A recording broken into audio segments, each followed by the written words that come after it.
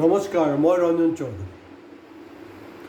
তাৰমানে আলফা যিবিলাক আছে সদ্যহতে, আলফাৰ পৰাতো ছালফা হ'ল, ছালফাৰ পৰা যুদ্ধৰ বিৰামৰ পৰা এতিয়া আলফা। আৰু আমাৰ পৰেশ বৰুৱা ডাঙৰীয়া সুকীয়াকৈ তেওঁৰ এইটোত থৈ দিলে আলফা স্বাধীন। তাৰমানে তেওঁলোকৰ পলিচিটোৱে হ'ল যে মই স্বাধীন নকৰাকৈ কোনো কম্প্ৰমাইজ নহয়, মই ছালফাও নহয়, যুদ্ধবিৰামো নহয়। সেইটোৱে আৰু স্বাধীন, ভাল কথা, ঠিকেই আছে। এতিয়া এই যে 15 আগষ্টত যে প্ৰাইম মিনিষ্টাৰে ক'লে যে আমি সন্ত্ৰাসবাদ নিৰ্মূল কৰিছোঁ, মানে বেচিকেলি তেওঁ ক'ব বিচাৰিছে মাওবাদীৰ কথাটো। কাৰণ আলফাটো কেতিয়াবাই ৰাম শইকীয়াই হৈ গ'ল, এইটো কৰিলে কেতিয়াবা বিভিন্ন একেবাৰে হিতেশ্বৰ শইকীয়াৰ পিৰিয়ডৰ পৰা আৰম্ভ কৰি শেষলৈকে এতিয়া বৰ্তমানলৈকে দেখিছে বিভিন্ন পৰ্যায়ত এইটো শেষ কৰি দিয়া হ'ল বেলেগ প্ৰচেছত।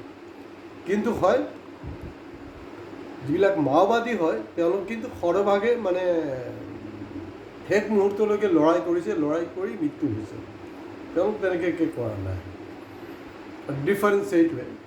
এই যে ক'লে যে তো নেচাৰেলি আলফাও আহি আছে, তো এতিয়া যে আলফাৰ যিবিলাক আছে আমাৰ বৰ্তমান, তো তেওঁলোকে এই যে সন্ত্ৰাসবাদৰ কথাটোক লৈ তেওঁলোকৰ দিমাগী নক্সাল যে ক'লে, এতিয়া মোৰ অলপ সন্দেহ হৈছে আলফাটোৰ নেতা নহয়, একচুৱেলি চিপাহী হয়, জিতেন দত্তৰ নিচিনা মানুহ সঁচাকৈ দিমাগ আছেনে নাই, নহ'লেতো তেওঁলোকে ৰিয়েকশ্যন কৰিব লাগিছিল। আৰু মোৰ আচৰিত লাগিছে যে অৰুণাচল অসম বৰ্ডাৰৰ যোনটো সংঘাত, কাৰণ আমাৰ চুবুৰীয়া প্ৰতিটা ৰাজ্যৰ লগতে সংঘাত হৈ আছে, আৰু অৰুণাচলত যোনটো আমাৰ সংঘাত তাৰ মূল কাৰণটো কিন্তু বেলেগ। মূল কাৰণটো হ'ল চাইনা লাহে লাহে অৰুণাচলৰ বিভিন্ন কেম্প বনাই আছে, সোমাই আছে, এইটো একেবাৰে অপ্ৰিয় সত্য। আৰু মোদী ডাঙৰীয়া চাইনাক ৰঙা চকু দেখাবলৈ তেওঁৰ হিম্মতে নাই, কাৰণ তেওঁ সুব্ৰমণিয়াম স্বামী কোৱা মতে তেওঁ মুখ্যমন্ত্ৰী হৈ থাকোঁতে গুজৰাটৰ 11 বাৰ চাইনালৈ গৈছিলে। এনেতো তেওঁ কমিউনিষ্ট বিৰোধী, আকৌ সেই কমিউনিষ্ট দেশ চাইনাতে গৈছিলে। তাৰমানে তাতে কিবা এটা ৰহস্য সোমাই আছে, সেইটো কাৰণে চাইনাক কেতিয়া ৰঙা চকু মোদীয়ে নেদেখায়। আৰু চাব ট্ৰাম্পক কিমান উঠক বৈঠক কৰাই আছে, বহুত কিবা কৰাই আছে, কিন্তু ট্ৰাম্পৰ এগেইনষ্টতো মাত মাতিবলৈ হিম্মতে নাই। কেতিয়াবা বিদেশ সচিবে কিবা এটা কৈ দিলে সেইটো ইমান ৰিলিভেণ্ট নহয়। যে আমাৰ 56 ইঞ্চিৰ মোদীয়ে কি কৈছে সেইটো ইম্পৰ্টেণ্ট হয়, আচল কথা সেইটোতো। গতিকে এইবিলাক হৈ থাকিব, আৰু সীমা সমস্যাই অতদিনে সমাধান কৰিব পৰা নাই, আপোনালোকে বাংলাদেশী কেনেকৈ সমাধান কৰিব। তো এই জিতেন দত্তহঁতে আলফাত থাকোঁতে কি অৰুণাচলত কেতিয়াও কি কেম্প চেম্প কৰা নাই নেকি? কথাটো মন কৰিব দেই। তো দিমাগ আছে নে নাই? এতিয়া এই যে তেওঁতো টাৰ্গেট কৰিছে, কাৰণ মই দেখিছোঁ মোদী পূৰা নাৰ্ভাছ হৈ গৈছে, লাষ্ট ইনিংছ খেলি আছে। তেওঁ নাৰ্ভাছ হৈ কৈছে তেওঁৰ যিবিলাক অপজিশ্যন আছে বা তেওঁৰ যিবিলাক বিৰোধিতা কৰি আছে তেওঁলোকৰ এগেইনষ্টত কৈছে ইনডাইৰেক্টলি যে আকৌ দিমাগী নক্সাল।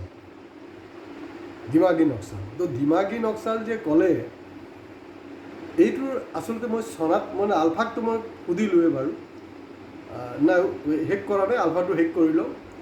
এতিয়া সি অৰুণাচল বৰ্ডাৰত গৈ জিতেন দত্ত ভাষণ মাৰি আছে, আমি বন্দুক আমি এতিয়াও ল'ব পাৰোঁ, কিবা কিবি সি বকি আছে। আৰু মোৰ আচৰিত লাগিছে আমাৰ অৰবিন্দ ৰাজখোৱা, তেওঁৰ প্ৰতি মোৰ ধাৰণাটো অলপ বেলেগ ধৰণৰ আছিলে। তেওঁ তাৰ ওচৰতে একজন চিপাহীৰ ওচৰতে তেওঁ যিজন সভাপতি হয় তেওঁহে ভাষণ দিব লাগে। সভাপতি একেবাৰে গাঁওবুঢ়াৰ নিচিনাকৈ মনে মনে আছে, আৰু জিতেন দত্ত বকি আছে। ইণ্টাৰেষ্টিং হ'ল ছ'চিয়েল মিডিয়াৰ চিনটো যে জিতেন দত্তৰ ফটো কিমান আমাৰ অসমীয়া মানুহ তাত আছিলে সেইটো ফটো নাই, কিন্তু এনেই বকি আছে।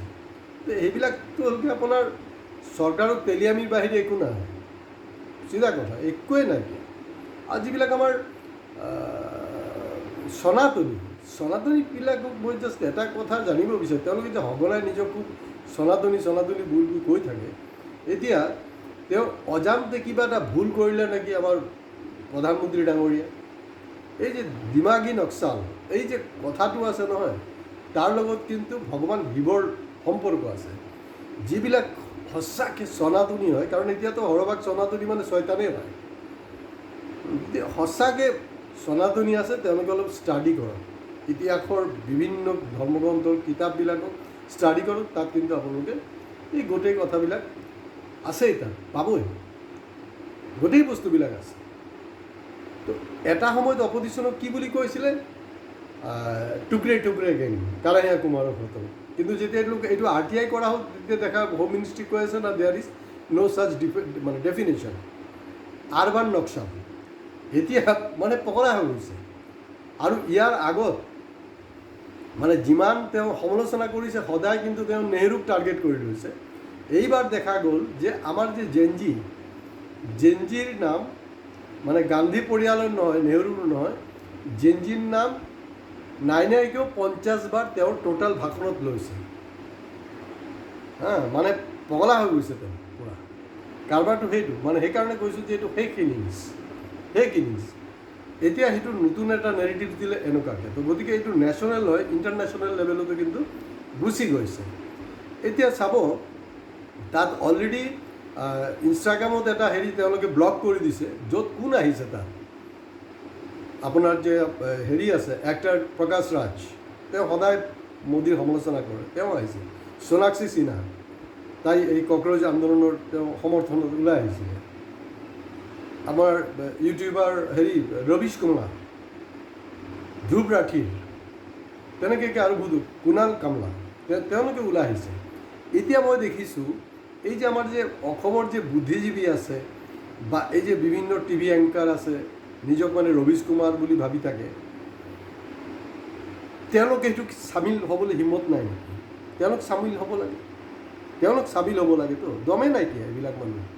আৰু তেওঁলোকে কি এটা অদ্ভুত কাৰবাৰ, সেই লেখক বুদ্ধিজীৱীবিলাকে তেওঁলোকে আকৌ যিবিলাক মানে মই কোৱা কথাখিনি তেওঁলোকৰ শ্বেয়াৰ কৰিবলৈ বহুত কষ্ট হয়, বহুত এলাৰ্জি হৈ যায়, তেওঁলোকে আকৌ সেই ধ্ৰুৱ ৰাঠী, ৰবিশ কুমাৰ এই কথা বতৰাবিলাকেই আকৌ শ্বেয়াৰ কৰি থাকে। তাৰমানে মই হ'লোকে ঘৰ কামুৰ্গীৰ ডাল বঢ়াব, তেনেকুৱাতো হ'ব নালাগে। মই যিবিলাক ইউটিউব ভিডিঅ'ত কৈ আছোঁ, কাৰণ এইটো এটলিষ্ট মই ক'ব পাৰোঁ যে অসমত কোনো নকয়, নৰ্থ ইষ্টত কোনো নকয়। সেইটো কাৰণে কৈ আছোঁ যে আপোনালোকে আমাৰ প্ৰতিটা ভিডিঅ' আৰম্ভণিৰ পৰা শেষলৈকে শুনিব। বেয়া হ'লে বেয়া, ভাল হ'লে ভাল, কমেণ্টছ দিব, লাইক কৰিব, ছাবস্ক্ৰাইব কৰিব, সেইবিলাক আপোনালোকে কৰি থাকক। কিন্তু এই কথা বতৰাবিলাক ঠিক নহয়। মই সঁচাকৈ চেলুট জনাম, যদি তেনেকুৱা আমাৰ কোনো টিভি এংকাৰেই হওক বা বুদ্ধিজীৱী হওক, তেওঁলোক কিন্তু একদম টোটেল চাইলেণ্ট বহি আছে, চাইলেণ্ট।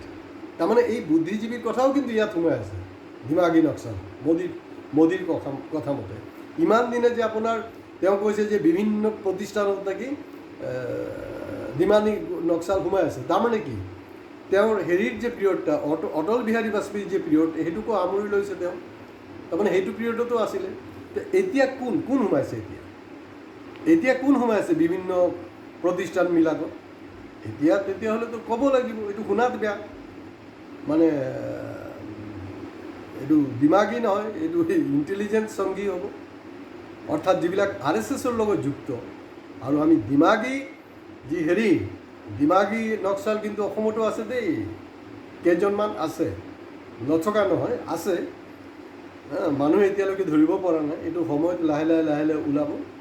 কাৰণ আমাৰ লেখক বা বুদ্ধিজীৱীবিলাকে যিবিলাক কাম কৰি আছে, সেইটোত সাধাৰণ অসমীয়া মানুহ কিন্তু চুই নাযায়, কোনো ৰিয়েকশ্যন নহয়। যিটো কাৰণে আমি দেখিছোঁ 2014 পৰা তেওঁলোকে ইলেকশ্যনত কোনো প্ৰভাৱান্বিত কৰিব পৰা নাই। তেওঁ যিমানে জ্ঞান দি থাকক লাভ নাই। আজি ইয়াতে শেষ কৰিছোঁ।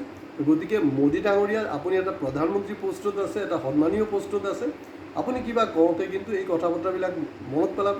আৰু আমাৰ অসমতে দেখোন চবে, আমাৰ মুখ্যমন্ত্ৰীটো নিজক সনাতনী বুলি কৈ থাকে, সেইটোৰ লগত কিন্তু এই যে নক্সাল, এই যে কথাটোৰ লগত আছে, এইটো কিন্তু শিৱৰ সম্পৰ্ক আছে। আজি ইয়াতে শেষ কৰিছোঁ। নমস্কাৰ।